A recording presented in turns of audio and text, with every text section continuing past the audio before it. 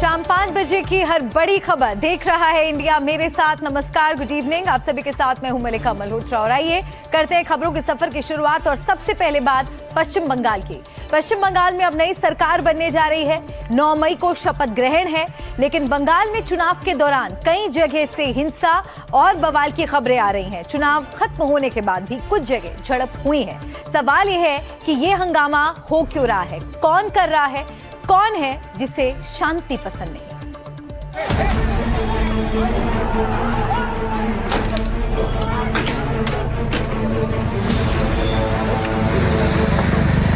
चुनाव खत्म हो गए, काउंटिंग खत्म हो गई, परिणाम भी आ गए, लेकिन शांति नहीं आई। वो अभी भी नदारद है। ये बंगाल के अलग अलग हिस्सों में चुनाव परिणामों के बाद उपजी हिंसा की तस्वीरें हैं। राजधानी कोलकाता से लेकर पश्चिम बंगाल के कई जिले हिंसा से ग्रस्त हैं। हंगामा अगजनी की भीषण तस्वीरों से पहले आपको 2 तस्वीरें दिखाते हैं। पहली तस्वीर कोलकाता के न्यू टाउन इलाके की है। न्यू टाउन में बीजेपी के नवनिर्वाचित विधायक पीयूष कनोडिया के करीबी मधु मंडल की कथित तौर पर पीट कर हत्या कर देने के आरोप हैं। ये आरोप टीएमसी के कार्यकर्ताओं पर लगे। इस कथित हत्या पर माहौल धधक रहा है। बहुत दुखजनक घटना है। आज ही मैंने विधायक का पद संभाला है और 4 घंटा भी नहीं कटा, मुझे आके मेरे ही भाई के गले में माला देना पड़ रहा है। जिसने इस काम को अंजाम दिया है, मैंने पुलिस से कहा है उसको 1 सेकंड के लिए भी छोड़ा नहीं जाए। और इलाका के सब भाई बहन लोग को बोला है, हम लोग तृणमूल का कल्चर नहीं रखते, हम भारतीय जनता पार्टी के कर्मी हैं, सेवक हैं, हम इलाका शांत रखेंगे। और सब ने मेरे बात पे हाँ कहा है, इलाका शांत रहेगा और जिसने इस घटना को घटाया है वो जेल में रहेगा। दूसरी तस्वीर आरामबाग की है। यहाँ बीजेपी नेता चंदन दास पर बाइक पर जाते समय हमला किया गया, उनको भी पीटा गया, उनको अस्पताल में भर्ती कराया गया। আমি বাইক নিয়ে পুলিশ থেকে আমি দৌলতপতি 7 নম্বর রোডে যাচ্ছিলাম। হ্যাঁ, এবার 4-5টা গাড়ি ছিল, যতটা সম্ভব ওই অ্যাটাচিং। संदेश खाली में भी माहौल बेहद तनावग्रस्त है। यहाँ टीएमसी के ही 2 गुटों में भयंकर गदर मचा हुआ है। दोनों गुट एक दूसरे के खिलाफ ही हिंसक हो गए, गोलीबारी होने लगी। ये उसी दौरान हंगामे की तस्वीरें हैं। यहाँ हिंसा ऐसी भड़की कि सुरक्षा बलों को दखल देना पड़ा। इस दौरान चली गोलियों से सुरक्षा बल के 5 जवान घायल हो गए। इस इलाके से हथियार और देसी बम बरामद हुए हैं। अगली तस्वीर आसनसोल की है। आसनसोल अभी भी उबल रहा है, जहाँ देर रात टीएमसी पार्षद मौसमी बोस का कार्यालय आग में जलकर खाक हो गया। ये आग लगने के दौरान की तस्वीरें हैं।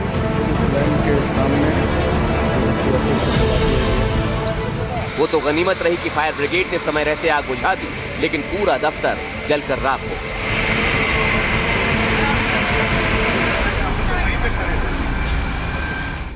আমি খবর পাওয়া মাত্র আমি ফোন করি, আমার অফিসে যোগাযোগ করি। আমাদের কার্যকর্তারা তারপরে এখানে পৌঁছায়, দমকলকে খবর দেওয়া হয়, থানাকে খবর দেওয়া হয়। এসে দেখছি এইরকম একটা অবস্থার মধ্যে রয়েছে। সবচেয়ে দুর্ভাগ্যজনক বিষয় যে এটার তদন্ত হওয়ার খুব দরকার আছে। टीएमसी के दफ्तर में आग की अगली कहानी जगत बल्लभपुर से आई है। समूचा टीएमसी दफ्तर आग की लपटों में धधकता नजर आया। टीएमसी नेता कल्याण बनर्जी ने इस अग्निकांड के लिए बीजेपी पर गंभीर आरोप लगाए हैं। उन्होंने एक्स पर वीडियो के साथ लिखा, जगत बल्लभपुर में तृणमूल कांग्रेस के पार्टी कार्यालय को कथित तौर पर बीजेपी से जुड़े उपद्रवियों ने आग के हवाले कर दिया। ये चिंताजनक हालात हैं, जिनका सामना अब बंगाल की जनता को करना पड़ रहा है। इस बीच बीजेपी ने पोस्टर जारी कर कहा कि हर कोई बीजेपी कार्यकर्ता नहीं है जब तक कि बीजेपी खुद न कहे। इन सब के बीच बीजेपी नेता लोकेट चटर्जी ने टीएमसी पर गंभीर आरोप लगाए। अपने खुद बीजेपी का तिलक लगा के ऐसा अपने खुद का पार्टी ऑफिस दखल कर रहा है, मारपीट कर रहा है, तोड़फोड़ कर रहा है। और जो जहाँ पे हो रहा है, हम लोग पुलिस लोग को बोल रहे हैं एक्शन लेने के लिए। कोई भी हिंसा बर्दाश्त नहीं होगा, कोई भी पार्टी ऑफिस दखल कुछ नहीं होगा।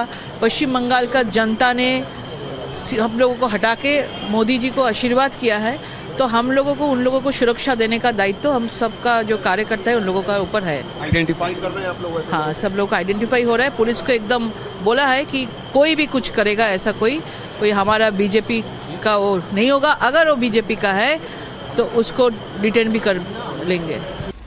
टीएमसी के सीनियर नेता आरोप विश्वजीत के घर पर भी तोड़फोड़ की कोशिश हुई है। ये उसी की तस्वीरें हैं। बंगाल में उपजे इस बवाल और उपद्रव पर अब चुनाव आयोग भी एक्टिव हुआ है। चुनाव आयोग ने हिंसा भड़काने वालों को तुरंत गिरफ्तार करने के आदेश दिए हैं। चुनाव आयोग ने बंगाल के मुख्य सचिव, पुलिस अधिकारियों, डीएम, एसपी सभी को कड़ी नजर रखने के आदेश दिए हैं।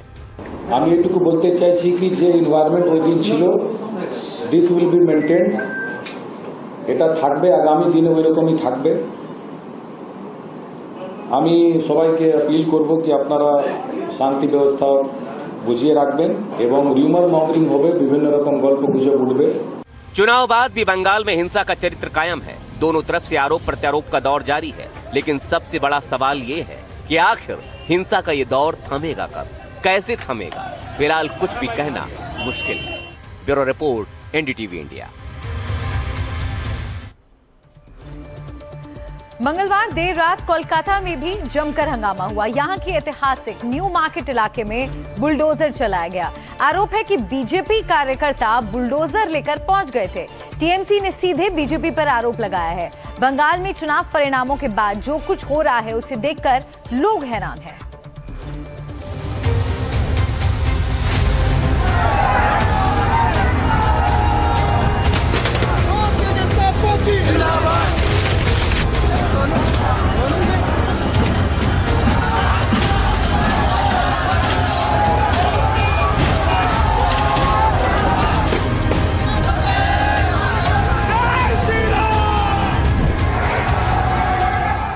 ये जीत का जश्न है या कुछ और?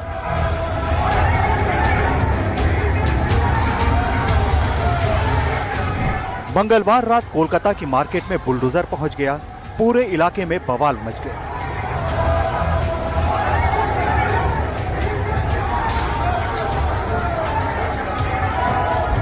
आरोप है कि कुछ लोग बुलडोजर लेकर आए और टीएमसी के न्यू मार्केट यूनियन दफ्तर पर बुलडोजर चलाने लगे। वीडियो में देखा जा सकता है कि किस तरह बुलडोजर से दुकानों को ढहाने का काम किया जा रहा है।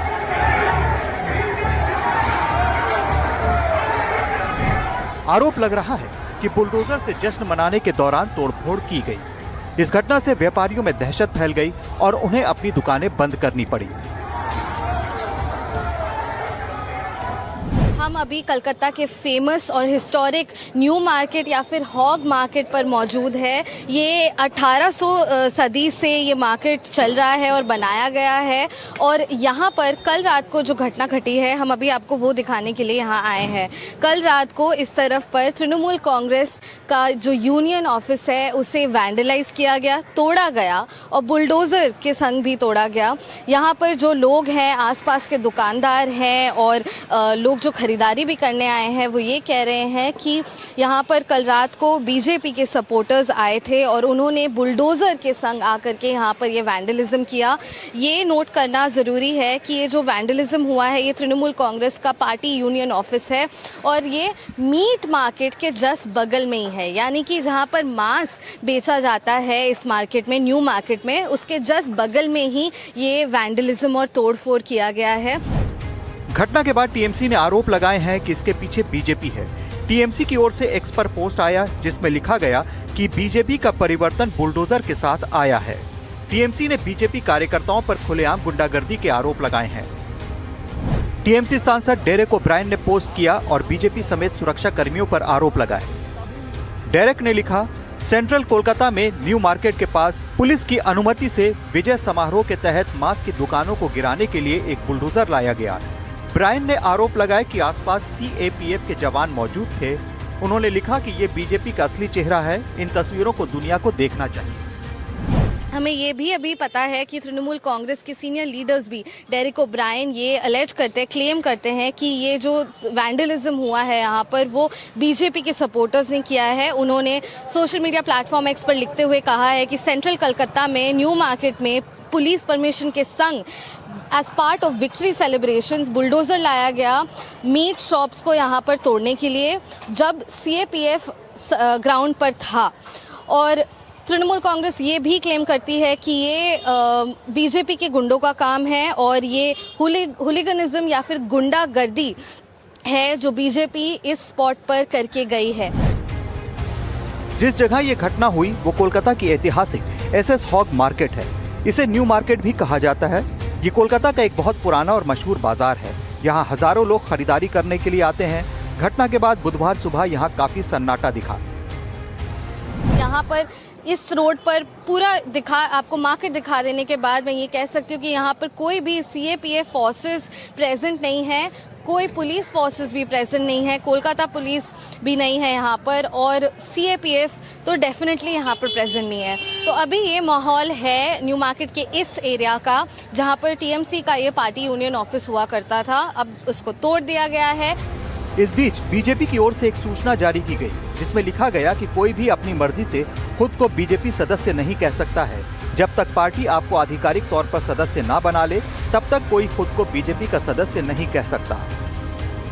তারা সরাসরি ঘোষণা করছেন যে তারা নাকি বিজেপি হয়ে গেছেন, যারা তৃণমূলে ছিলেন। বিজেপিতে এইভাবে যোগদান করা যায় না, এবং যারা বিভিন্ন সময় মানুষের বিরুদ্ধাচরণ করেছে।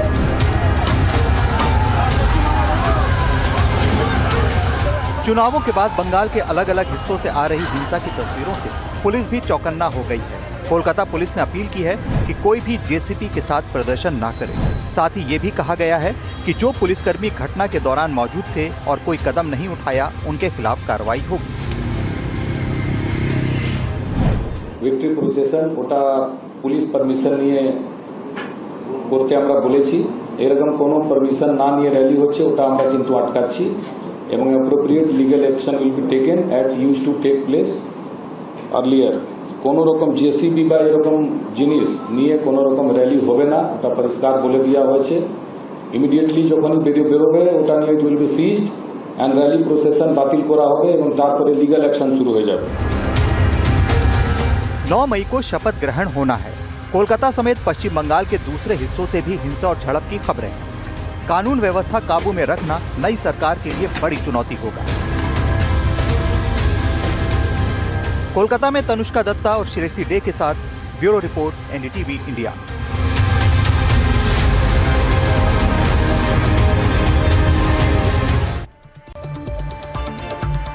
बंगाल चुनाव परिणाम के बाद अब हर किसी की नजर उसके मुखिया पर टिकी है, यानी कौन होगा पश्चिम बंगाल का मुख्यमंत्री।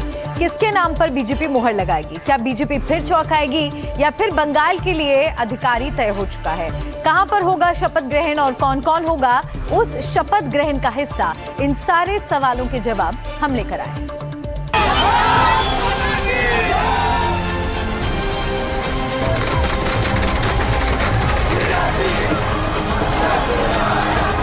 मिशन बंगाल पूरा हो चुका है। अब उसके मुखिया की तैयारी हो रही है। समूचा बंगाल ही नहीं, हिंदुस्तान भी बेसब्र है कि भद्रजन के लोग यानी बंग लोग बंगाल की सत्ता का अधिकारी आखिर कौन होगा?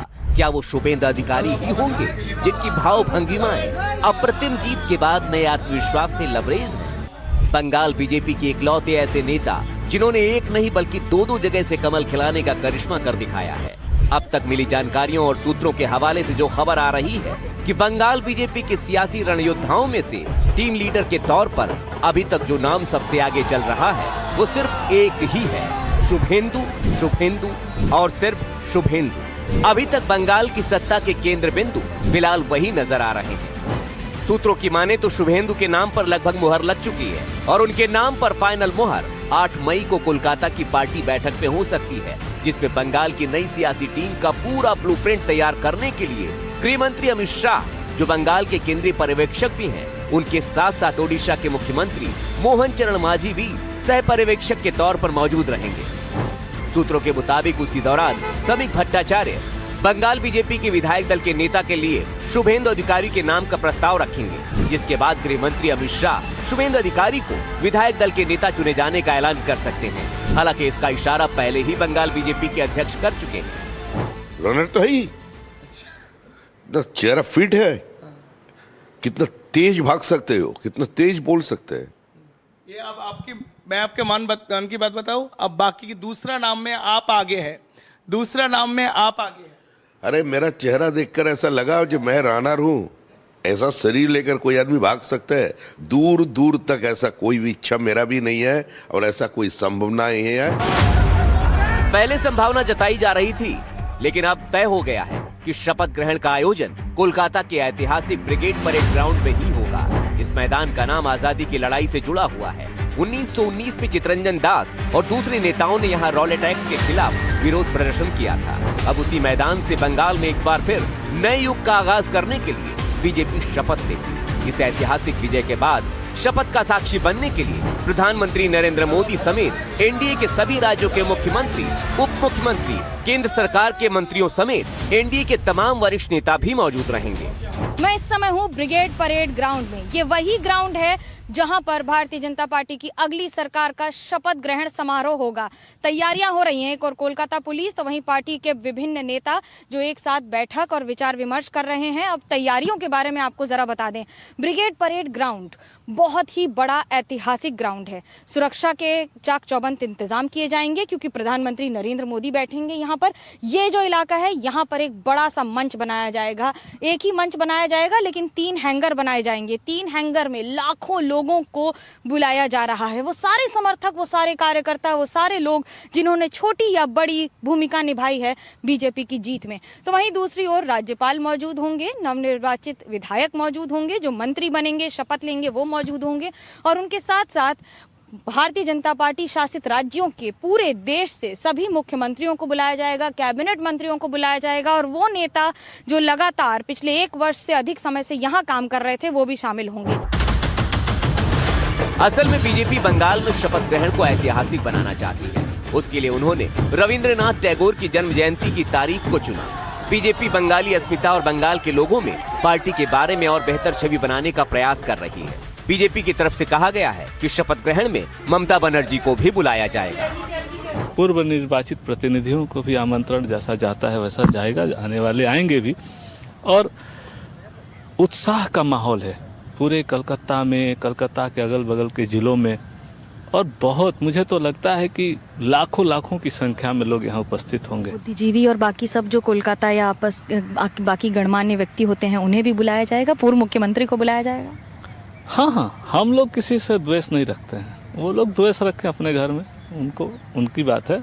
हम लोग सबको लेके चल, सबका साथ सबका विकास वाले लोग हैं। सबको इन्विटेशन जाएगा। हाँ, जाहिर है बंगाल में बीजेपी अपने हर उस सपने को पूरा करने की कोशिश करेगी जिसके ख्वाब उसने बंगाल की जनता को दिखाए हैं। वो वादे पूरे करने की कोशिश करेगी जो बंगाल की जनता से किए गए, क्योंकि अब बंगाल का मॉडल भी बीजेपी के लिए अगले चुनावों का लिटमस टेस्ट बनकर सामने आ सकता है। मनोज्ञा लोईवाल और ऋतिक मंडल के साथ ब्यूरो रिपोर्ट, एनडीटीवी इंडिया। पश्चिम बंगाल में सूत्रों के मुताबिक 8 मई को विधायक दल की बैठक में शुभेंदु अधिकारी को नेता चुना जाएगा। इस बीच रॉयटर्स बिल्डिंग जहां से नई सरकार चलेगी वहां क्या नजारा है, बता रहे हैं हमारे सहयोगी ऋतिक मंडल। ये फलक बताती है कि वाम जमाना के मुख्यमंत्री ज्योति बसु 8 दिसंबर 1980 इस फलक का उद्घाटन किया था। दरअसल हम राइटर्स बिल्डिंग के अंदर है जहां पर इतिहास की नायाब निशानी है। देश स्वाधीन होने के बाद यहाँ पर से ही वाम जमाने में या फिर कांग्रेस के जमाने में जो बंगाल की शासन हुआ करता था, एक तरफ ये फलक और दूसरी तरफ ये मूर्ति जरा देखिए, ये डॉक्टर बिधान चंद्र रॉय उनकी ये मूर्ति है, हाफ बास मूर्ति जो है यहाँ पर लगी हुई है। इसका चेहरा देखिए, न जाने कितने से सालों की धूल जो है यहाँ पर अभी भी लगा हुआ है। लेकिन बंगाल में सत्ता पलट होने के बाद एक बड़ा ऐलान भारतीय जनता पार्टी के तरफ से एक बार फिर से महाकरण यानी कोलकाता के राइटर्स बिल्डिंग और इस शहर का धरोहर जो है उसके गलियारे, उसके कॉरिडोर्स खिलखिलाने लगेंगे, क्योंकि फैसला लिया गया है इन बंद कमरों में से ही अब जो है भारतीय जनता पार्टी की सरकार बंगाल से सत्ता चलाएगी। इस जमाने में राइटर्स बिल्डिंग के रोटांडा सेक्शन के अंदर हम हैं। यहाँ पर जो आप ये घर देख सकते हैं ये था कैबिनेट रूम। फिलहाल इस रूम में ताला लगा हुआ है। लेकिन चाहे ज्योति बासु या फिर बुद्धदेव भट्टाचार्य के समय में जब वो मुख्यमंत्री हुआ करते थे तो यही था कैबिनेट रूम और यहीं से तमाम कैबिनेट की मीटिंग और फैसला जो है वो ली जाती थी। अब भारतीय जनता पार्टी यहाँ पर आकर रिनोवेशन वो करेंगे और इसी से जो ये बंगाल का एक धरोहर है, यहाँ से जो है ये जो है यहाँ से ही सरकार परिचालना की जाएगी। और अब बात समाजवादी पार्टी के मुखिया अखिलेश यादव की। बंगाल चुनाव में ममता दीदी की हार के बाद बीजेपी अखिलेश पर निशाना साध रही है। तो इन सबके बीच अखिलेश यादव ने बीजेपी पर भर भर कर आरोप लगाए हैं। उन्होंने बीजेपी सरकार पर चुनाव प्रभावित करने के आरोप लगाए हैं। दिलचस्प बात यह है कि आरोपों के बीच अखिलेश यादव पश्चिम बंगाल का दौरा करेंगे। अब इसके सियासी मायने तलाशे जा रहे हैं। अब आप देखिए 10 नंबरी लोगों का खेल, जो मल्टी लेयर इलेक्शन माफिया हैं, जो सक्रिय हैं, मल्टी लेयर इलेक्शन माफिया जो सक्रिय हैं, 10 नंबरी लोगों के सहयोग से क्या हुआ? जब बाई इलेक्शन हुआ समाजवादी पार्टी रह गई 12% वोट पर और भारतीय जनता पार्टी पहुंच गई 77% पर। ये बात हम लोग लगातार कहते रहे हैं कि किस तरीके से भारतीय जनता पार्टी चुनाव को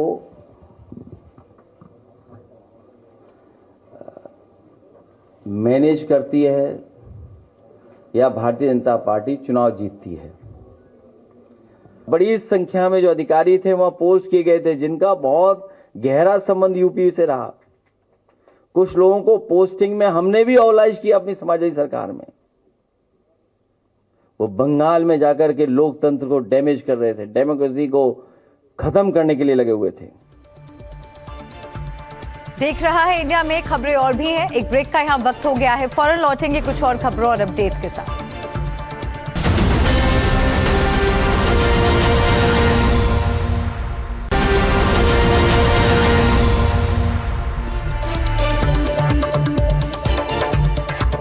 देख रहा है इंडिया में ब्रेक के बाद एक बार फिर से आपका स्वागत है। आइए बढ़ते हैं आगे और रुक करते हैं इस वक्त की बड़ी खबर का। पश्चिम बंगाल हिंसा से जुड़ी बड़ी खबर है। करीब 200 एफआईआर दर्ज की गई है। पुलिस ने ये जानकारी दी है। 433 लोगों को गिरफ्तार किया गया है। 1100 की एहतियातन गिरफ्तारी हुई है। चुनाव के बाद हिंसा पर एक्शन में पुलिस।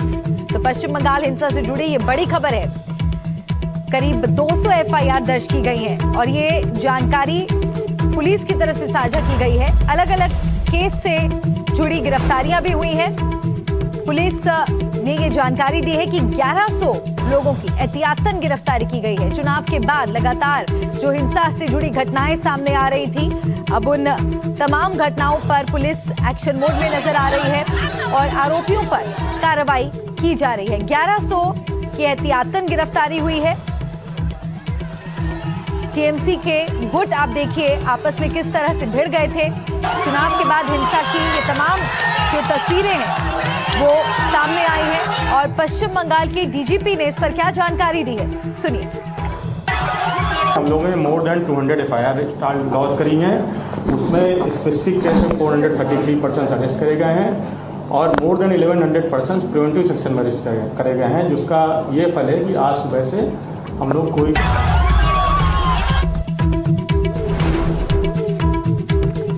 पश्चिम बंगाल हिंसा से जुड़ी ये बड़ी खबर है और पश्चिम बंगाल की डीजीपी ने जो जानकारी दी हमने आपको सुनाई कि किस तरह से अब पुलिस पूरी तरह से एक्शन मोड में नजर आ रही है। जो हिंसा नजर आई है, जो हिंसा की घटनाएं सामने आई हैं चुनाव के बाद, उस पर अब पुलिस एक्शन ले रही है। तमाम आरोपियों पर कार्रवाई हो रही है। 200 एफआईआर पुलिस द्वारा दर्ज की जा चुकी हैं। 433 लोगों को अब तक इन हिंसक घटनाओं में जो आरोपी हैं उन्हें गिरफ्तार किया गया है। 1100 गिरफ्तारियां एहतियातन तौर पर की गई हैं। चुनाव के बाद हिंसा पर एक्शन में पुलिस नजर आ रही है। तो आपको ये जो हम तस्वीरें दिखा रहे हैं ये उन्हीं हिंसक घटनाओं की तस्वीरें हैं जिन्हें लेकर अब पुलिस पूरी तरह से एक्शन में नजर आ रही है और तमाम आरोपियों को चिन्हित कर उन्हें गिरफ्तार किया जा रहा है। देखिए, कहीं आगजनी हुई तो कहीं तोड़फोड़ हुई, मारपीट की घटनाएं सामने आई हैं और अब एक्शन की बारी। पुलिस पूरी तरह से एक्शन मोड में है और कार्रवाई के तहत कई गिरफ्तारियां अब तक हो चुकी हैं। अलग अलग केस में 433 गिरफ्तारियां हो चुकी हैं।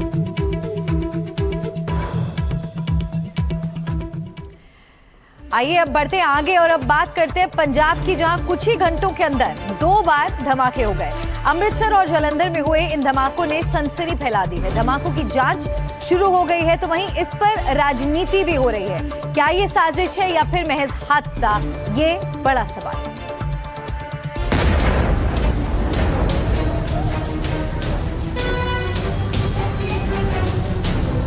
जालंधर में बीएसएफ हेडक्वार्टर के बाहर मंगलवार रात धमाका हुआ।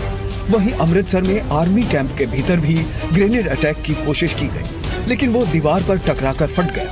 चंद घंटों के अंदर इस तरह 2 धमाके होना मामूली बात नहीं मानी जा सकती। जालंधर में हुए इस धमाके की तस्वीरें देखिए। यहाँ बीएसएफ चौक के पास रात करीब 8 बजे एक स्कूटर के पास धमाका हुआ। इस बात की जांच की जा रही है कि धमाका स्कूटर के अंदर हुआ या किसी ने उसके पास कोई विस्फोटक रखा था। जालंधर पुलिस के मुताबिक स्कूटर का मालिक और बेटा जांच में सहयोग कर रहे हैं। देखिए 8 बजे हमारी जब पेट्रोलिंग पार्टी यहाँ पे मौजूद थी, तो यहाँ पे एक्टिवा जो कि एकदम गेट के पास खड़ी थी, उसको अचंभे से आग लग गई।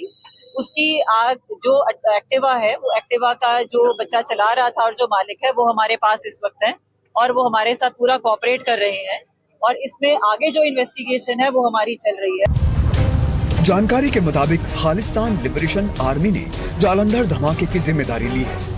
ये कहा जा रहा है कि ब्लास्ट रणजीत सिंह की मौत का बदला लेने के लिए किया गया है, जिसे गुरदासपुर में हुए एनकाउंटर में मार गिराया गया था। हालांकि खालिस्तानी एंगल की आधिकारिक पुष्टि नहीं हुई है। इस पूरे मामले की जांच के लिए एनआईए की टीम भी मौके पर पहुंची। इस वक्त हम जालंधर में हैं और ये ब्लास्ट साइट है। यहाँ पे हम देख सकते हैं कि लगातार जो पंजाब पुलिस के द्वारा तहकीकात की जा रही थी, जो फोरेंसिक एक्सपर्ट्स हैं वो लगातार जांच कर रहे थे। एनआईए की टीम, नेशनल इन्वेस्टिगेशन एजेंसी की टीम भी यहाँ पे पहुँच चुकी है। वो भी लगातार यहाँ पे सैंपल कलेक्ट कर रहे हैं, क्योंकि और जांच में ये जानना चाह रहे हैं कि इसमें कौन सा एक्सप्लोसिव यूज़ किया गया, उसकी क्या मात्रा थी। क्योंकि जैसे पंजाब पुलिस के पास एक सीसीटीवी फुटेज आई थी जिसमें देखा कि ब्लास्ट बहुत तेज़ होता है और उसका धमाका लगभग यहाँ से 1 किलोमीटर तक था। तो उसके बाद जो जांच है, जो पंजाब पुलिस के जो फोरेंसिक एक्सपर्ट्स थे वो तो लगातार कर रहे थे, लेकिन अब जो नेशनल इन्वेस्टिगेटिंग एजेंसी है उसके भी टीम के मेंबर्स यहाँ पहुँच चुके हैं। जालंधर में हुए धमाके के करीब 3 घंटे बाद अमृतसर में आर्मी कैंप खासा के बाहर रात करीब 11 बजे ग्रेनेड अटैक हुआ। खासा कैंटोनमेंट एरिया की दीवार पर जोरदार धमाका हुआ, जिससे दीवार को नुकसान पहुंचा। फोरेंसिक एक्सपर्ट्स की टीम यहां पहुंची। आप देख सकते हैं कि यहीं देर रात एक धमाका हुआ था।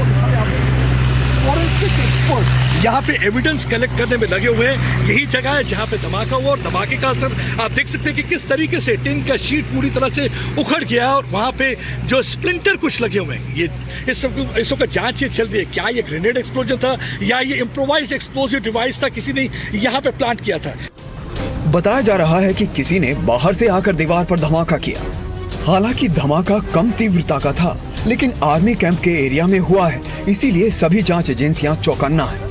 धमाकों के पीछे पाकिस्तान और आईएसआई की साजिश का एंगल भी तलाशा जा रहा है। ਸਾਡੇ ਨਾਲ ਇਸ ਤਰ੍ਹਾਂ ਦੀਆਂ ਕੋਝੀਆਂ ਹਰਕਤਾਂ ਨਾ ਕਰੋ।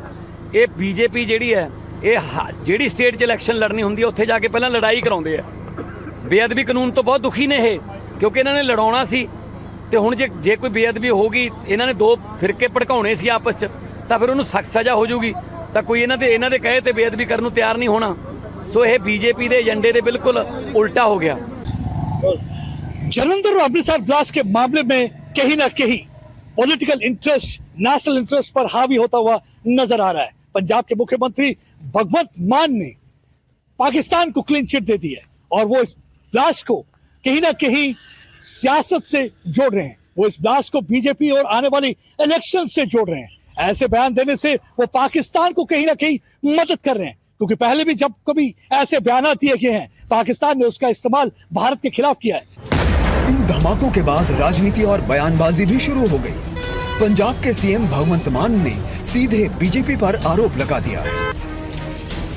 आप सोचिए, इतना गैर जिम्मेदार कोई सरकार कैसे हो सकती है। पंजाब को इन लोगों ने अपराध और भ्रष्टाचार का अड्डा बना दिया है। मैं आपको बताऊं, मैं ये जो आम आदमी पार्टी सरकार के मुखिया का बयान आया है, ये अरविंद केजरीवाल के सह पे है, क्योंकि इन लोगों की मिली भगत है अपराधियों से, इसलिए वो अपराधियों को स्पेस दे रहे हैं निकलने का। वहीं बीजेपी ने भगवंत मान के आरोपों को सिरे से नकारा। ये कहा कि चुनाव में पंजाब की जनता आम आदमी पार्टी को सबक सिखाएगी। इन धमाकों की टाइमिंग पर सबका ध्यान जा रहा है। ऑपरेशन सिंदूर की एनिवर्सरी है, हो सकता है कि इसी को ध्यान में रखते हुए ये धमाके करवाए गए हों। प्रदीप दत्ता और मोहम्मद गजाली के साथ ब्यूरो रिपोर्ट, एनडीटीवी इंडिया।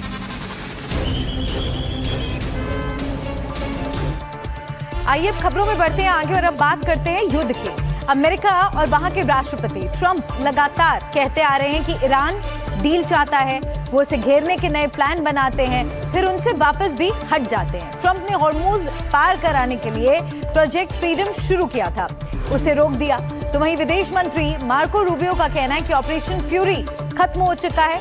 इन सब के बीच एक बार फिर ट्रंप ने ईरान को धमकाया है, साफ कह दिया है कि डील नहीं हुई तो पहले से घातक बमबारी करेगा।